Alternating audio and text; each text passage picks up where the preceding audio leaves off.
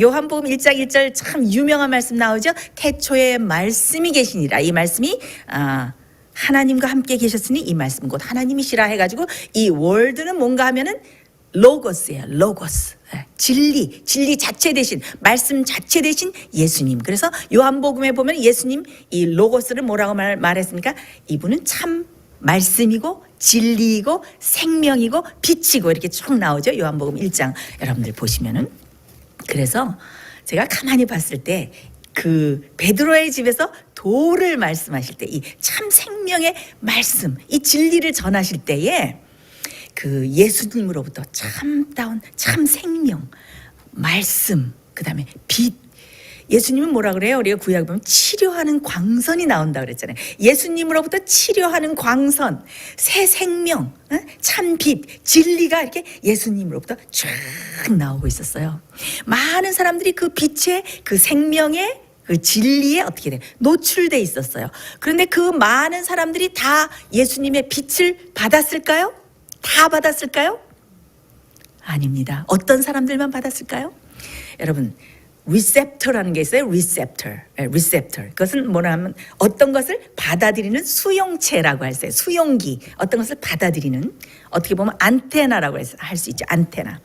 자, 그 가운데 많은 사람들이 그 치료의 광선에 노출되었지만은, 그러나 리셉터를, 영적인 리셉터를, 안테나를 예수님께로 향해서 열고, 그 수용체를 열고 그 치료의 광선과 그 진리와 참 생명을 어떻게 받아들인 사람만, 예수님과 교감을 나누고 교통하고 예수님의 참 생명과 진리의 빛이 자기에게 들어오도록 마음의 문을 연 사람들에게만 무엇이 들어갈 수 있었습니까?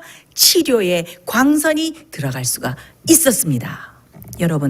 여러분들은 여러분의 리셉터를 늘 주님을 향해서 열고 계십니까? 여러분들이 직장에서 또 사회에서 길거리를 갈 때에, 또 지하철을 탈 때, 버스를 타거나 여러분의 차를 운전하면서 갈 때에 우리가 영적으로 주님과 교통하기가 어려운 그런 환경 가운데 처할 수가 있습니다. 그러나 우리는 어떻게 됩니까? 우리의 마음을 얼른 즉각적으로 우리의 마음을 훈련해서 어떻게 됩니까? 우리의 리셉터를, 우리의 영적인 안테나를 늘 주님께 고정시키고, 좋지 않은 감화와 좋지 않은 공기를 우리 영혼에 쐬었을지라도 우리는 어떻게 됩니까? 얼른 그것으로부터 우리 마음을 차단하고 우리의 안테나와 영적인 그 리셉터를 주님께로 향해서 주님의 참빛과 주님의 성령의 역사를 즉각적으로 받아들일 수 있는 그런 마음의 상태를 대비하면서 우리가 살아가야지 이 악한 세상에서 순결하게 주님과 동행하면서 살 수가 있는 것입니다.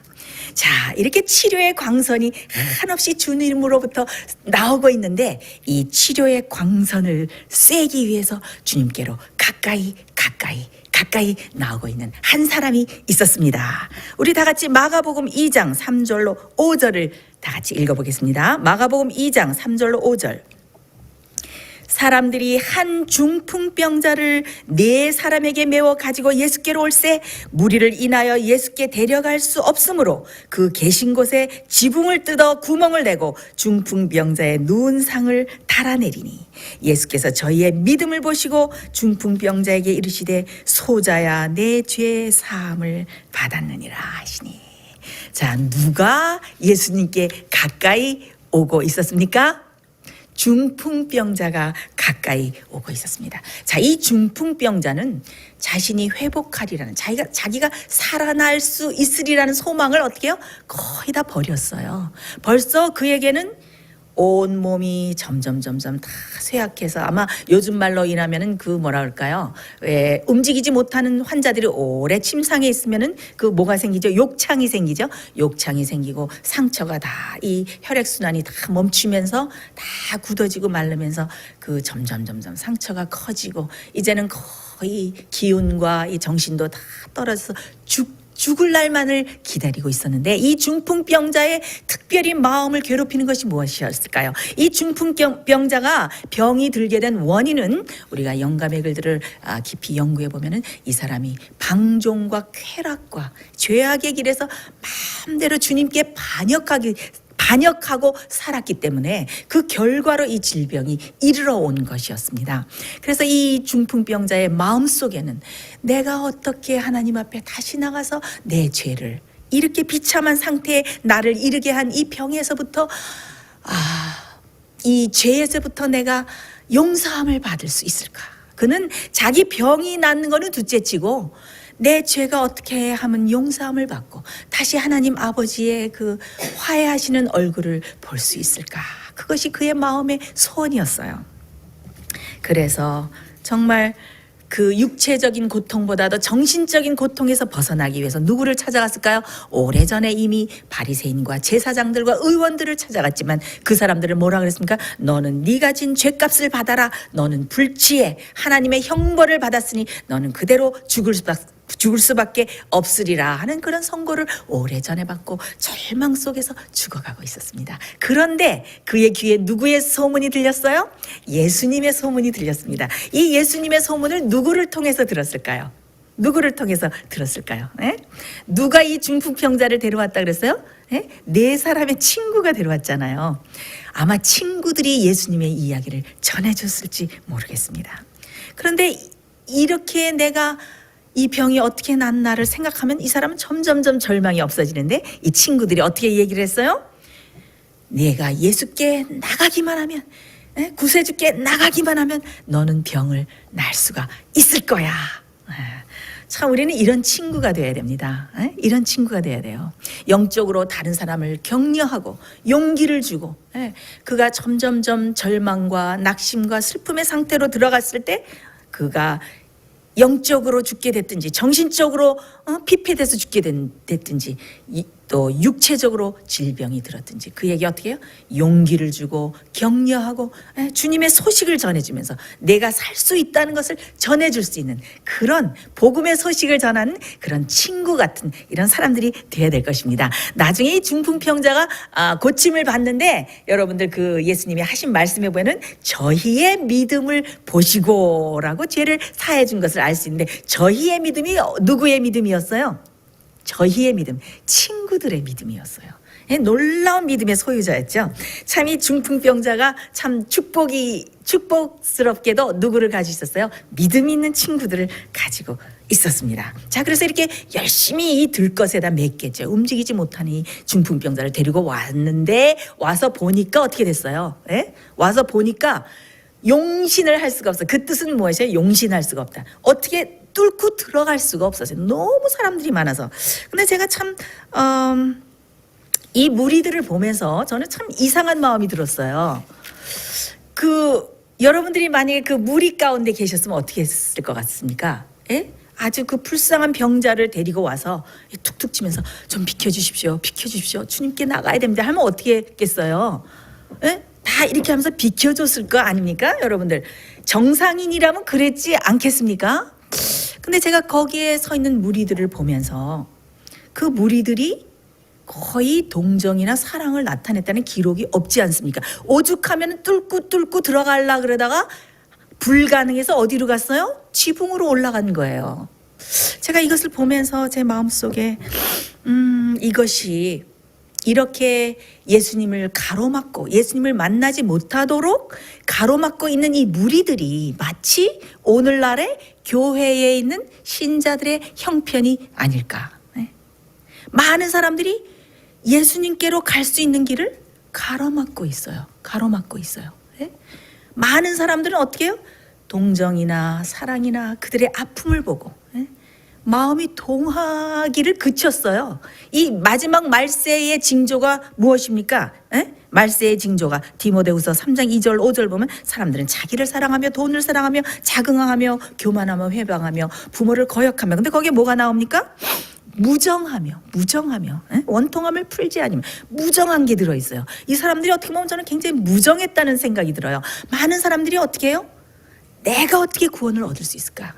항상 나만 중심이 되어 있잖아요.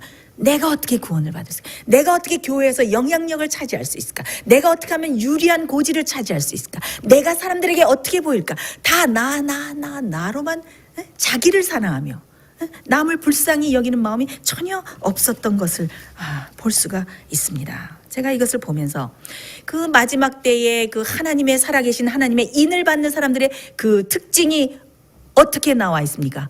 이 에스겔 9장에 보면 인을 받는 사람들의 특징이 나오는데 어떻게 나왔습니까? 예루살렘 성읍 중에 순행하여 그 가운데서 행하는 모든 가증한 일로 인하여 탄식하며 우는 자의 이마에 인을 치라 표하라 하고 나오는데, 이 예루살렘은 오늘날에 무엇입니까? 교회이지요.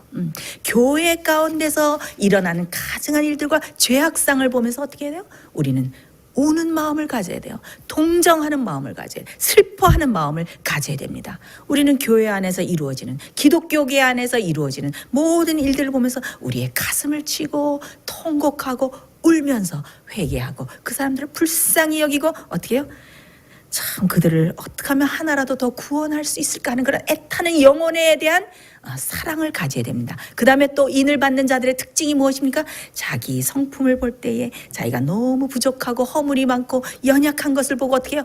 한없이 자기 자신을 보고 우는 자, 그런 사람이 이마에 인을 받는 것입니다. 그 다음에 우리가 또 무엇을 보고 옵니까? 여러분께서 영감의 글을 공부해 보시면 아시겠지만, 우리 이 세상에 오는 모든 악의 조류를, 이 악의 조류를 어떻게 막을 길이 없음을 보고 탄식하면서 우는 자의 이마에 인을 치라고, 이렇게 그런 말씀이 나오는 것을 알 수가 있습니다. 우리는 어떻게 됩니까? 우리는 다른 사람의 그 죄악상을 볼 때 우리는 어떻게 됩니까? 마음 아파하고 동정하고 그 사람 어떻게 그 죄악 가운데서 끌어낼 수 있을까? 그런 마음을 가져야 우리가 인을 받는 사람의 특징을 가지고 있는 것입니다. 그리고 어떻게 돼요? 우리 먼저 우리 자신이 어떻게 해요? 모든 죄로부터 정결하게 함을 받고 용서함을 받고, 그 다음에 어떻게 해요? 용서뿐만 아니라 어떻게 해요? 용서하심 속에는 무엇이 있습니까? 예수 그리스도의 보혈의 능력은 우리가 똑같은 죄에 다시 빠지지 않도록 우리를 지켜주는 보혈의 능력이 있다는 것을 믿고 우리 생애에서 모든 죄가 해결되고 죄를 승리하는 영적인 경험을 가질 때 그 사람들을 잘 주님께로 인도할 수 있는 그런 영적인 제사장의 무리가 될 수 있는 것입니다. 여러분, 혹시 여러분은 예수님께로 가는 길을 막고 있는 그런 무리들과 같은 사람이 아닌가? 한번 오늘 저와 여러분들은 우리 자신을 깊이 살펴보는 시간이 되시기를 제가 간절히 바랍니다. 여러분들의 영적인 경험을 보고, 여러분의 아름다운 변화된 성품을 보고, 그 다음에 여러분들에게 나타난 그 증거를 보고 많은 사람들이 복음에는 진짜 능력이 있구나, 복음에는 정말 사람을 변화시키는 능력이 거기 들어있구나, 정말 저 사람이 믿는 예수님이라면 나도 정말 믿고 싶다 하는 그런 산 증인이 될 수 있을 만큼 그런 사람이 되어야 어떻게 돼요? 예수님께로 사람들을 인도할 수 있는 사람이 되는 것입니다.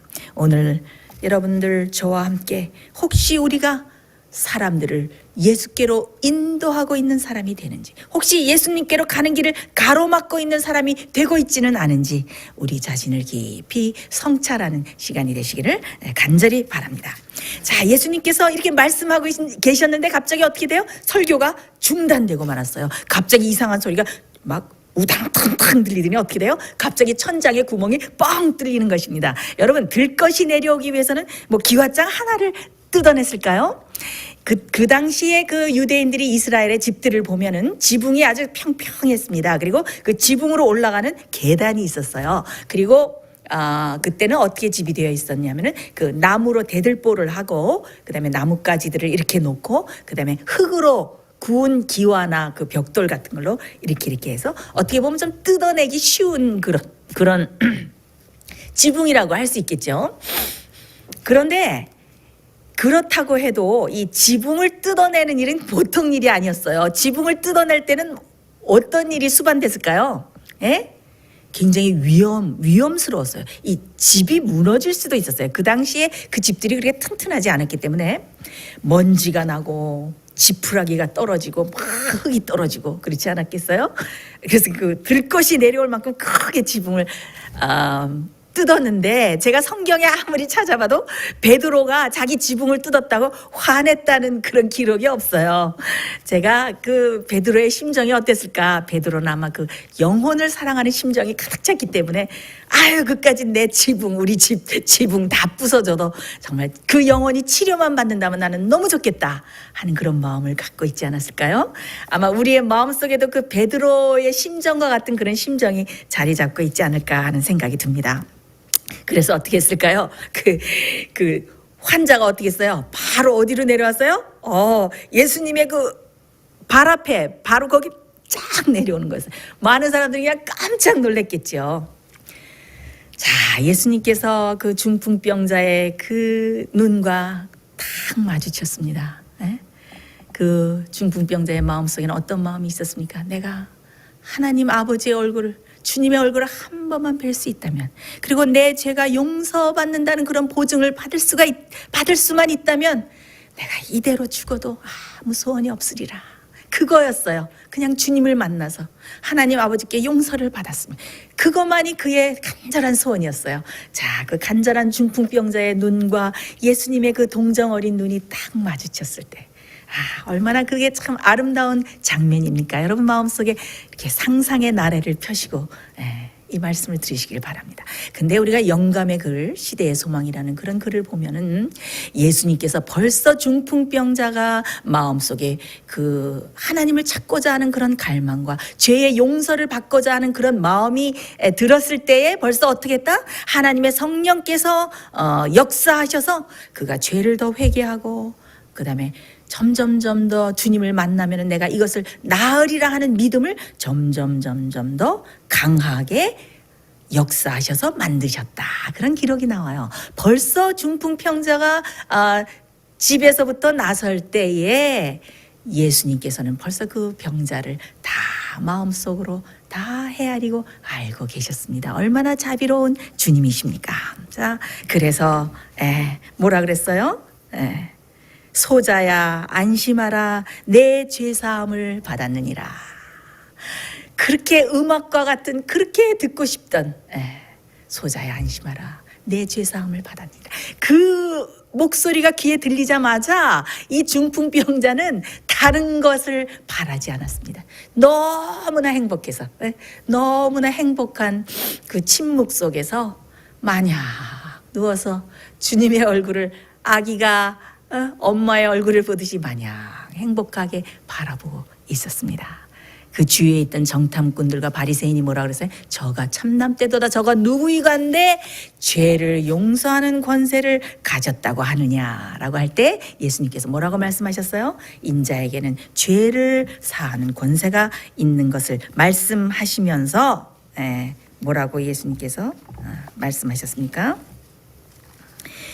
내가 내게 이르노니 일어나 내 상을 가지고 집으로 가라 하시니. 어떻게 했어요? 예수님께서 일어나, 드디어 일어나서 내 침상을 가지고 내 집으로 돌아가라. 자, 그랬더니 어떻게 했습니까? 들것에 실려왔던 그 중풍병자가 갑자기 어떻게 했어요? 갑자기 팔에 새로운 피가 막 혈관을 통해서 돌면서 새로운 살이 솟아나고 갑자기 벌떡 자기 힘으로 일어나서 다 일어나서 어떻게 해요? 걸음마다 하나님을 찬양하면서 침상을 메고 걸어가는 거예요. 많은 사람들이 그 중풍병자가 한 걸음 올릴 때마다 어떻게 했어요? 그들이 두려움에 질려서 오늘날 우리가 이와 같은 일을 예전에 도무지 본 일이 없노라. 다들 어떻게 놀라가지고 그때는 길도 안 비켜주더니 중풍병자가 나갈 때는 어떻게 했을까요? 다들 이렇게 하면서 다 길을 쫙 비켜주지 않았을까요? 제가 이것을 보면서 그 저희의 믿음을 보시고 그 중풍병자를 살려주셨잖아요.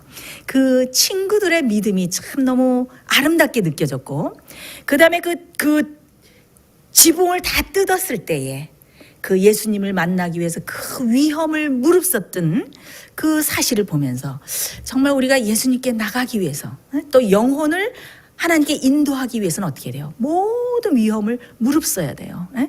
어쩌면 집 한 채를 다 날려야 될지도 모르고 우리의 모든 것을 바쳐서 그 영혼을 구하고자 하는 그런 심령으로 그 영혼을 주님께로 인도했을 때 어떻게 해요? 이 놀라운 기적이 일어났던 것입니다. 그리고 또 한 가지, 하나님께서, 예수님께서 그 중풍병자의 마음속에 벌써 역사하셨고 어떻게 해요? 그 중풍병자를 불쌍히 여기는 그 치료하시는 능력으로 그 예수님에게서 치료하는 광선이 확 나갔겠죠. 그러니까 어떻게 해요? 갑자기 일어나서 걸어가게 된 거 아닙니까?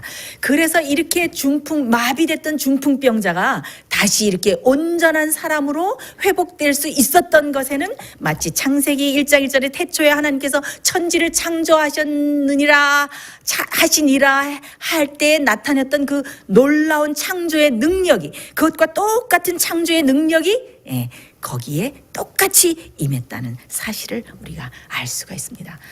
여러분, 오늘도 이 가버나움의 위대한 치료자 되신 예수 그리스도께서 어떻게 해요? 우리 곁에 계십니다. 혹시 슬픔과 낙심과 절망과 어려움에 빠져서 또 영적으로 마비돼서 죽어가고 있는 영혼은 없으십니까? 우리의 위대한 치료자 되신 예수님께서 우리 곁에 계시며 오늘도 우리를 온전히 치료하시기 위해서 우리 곁에 계신 것을 기억하시면서 주님께 나가시는 여러분 되시기를 간절히 바랍니다.